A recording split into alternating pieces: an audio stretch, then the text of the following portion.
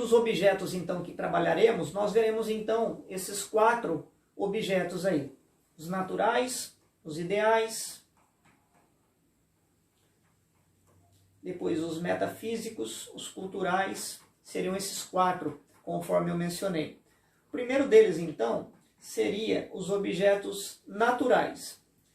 O conceito de objeto natural, o objeto natural seria todo elemento que integra então o reino da natureza e se subordina ao princípio da causalidade, ou seja, independe da vontade humana. As plantas, os rios, os mares, os minerais, os peixes, enfim, tudo que decorre ali da natureza.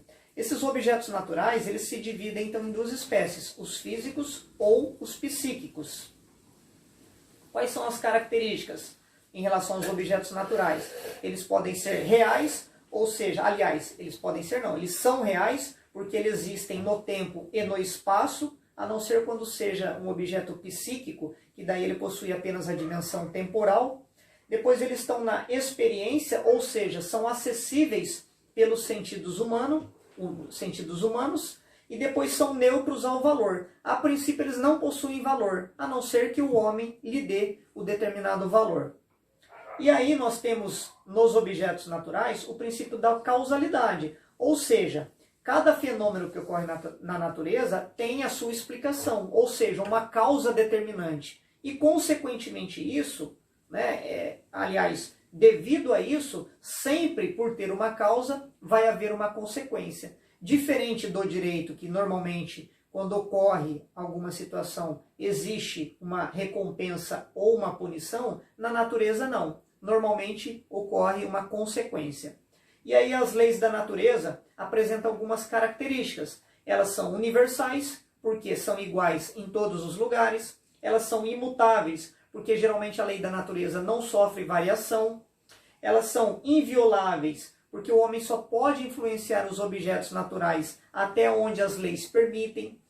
Ela possui isonomia, ou seja, o princípio da igualdade de todos perante a natureza, a exemplo da morte. E depois a importância, ou seja, ela tem uma grande relevância, as leis da natureza. Os conhecimentos sobre os objetos naturais, eles sempre traduzem em novas experiências e fatos concretos, seja no mundo das invenções ou no mundo da tecnologia.